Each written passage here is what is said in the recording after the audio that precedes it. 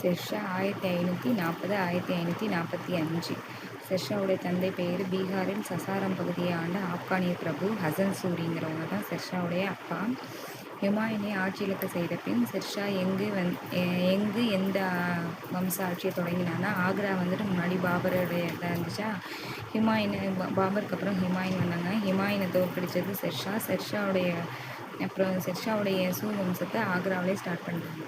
ஷெர்ஷா உருவாக்கிய பேரரசு எப்பகுதிகளுக்கு இடையே பரவி இருந்துச்சுன்னா, வங்காளம் முதல் சிந்து வரை காஷ்மீர் நீங்களாக.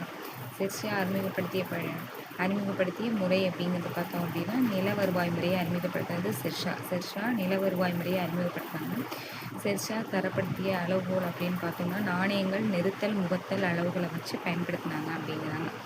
அடுத்து அக்பர் 1556 1605 அக்பர் அரியணை ஏறுறது எத்தனை வயசுன்னு பார்த்தோன்னா 14 வயசில். அவங்களுடைய சிறுவனான அக்பருக்கு வந்துட்டு 14 வயசுலங்கிறதுனால அக்பருக்கு வந்து ஹெல்ப்பாக இருந்தது பைரம் கான். இரண்டாம் பானிபட் போர் எங்கே நடைபெற்றது அப்படின்னா 1556 சூர் வம்ச தளபதி ஹெம்முவை தோற்கடித்தது. யார்? நம்ம அக்பர். பைரம் கான் யார்? அக்பருடைய ஒரு ஹெல்ப்பராக இருந்தவங்க. அவங்க வந்துட்டு எங்கே கொல்லப்பட்டாங்க அப்படின்னு பார்த்தோம்னா குஜராத்தில்.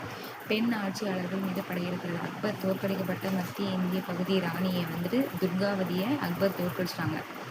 தென்னிந்தியாவின் அகமது அரசின் பகார ஆட்சியாளராக இருந்து புகழ்பெற்ற ராணி வந்து ராணி சன்பீவி.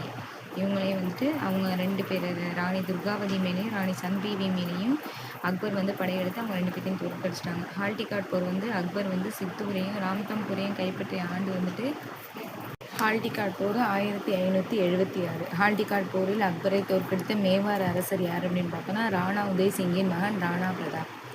ராணா பிரதாப் தப்பிச் சென்ற குதிரையின் பெயர் வந்து சேத்தக்.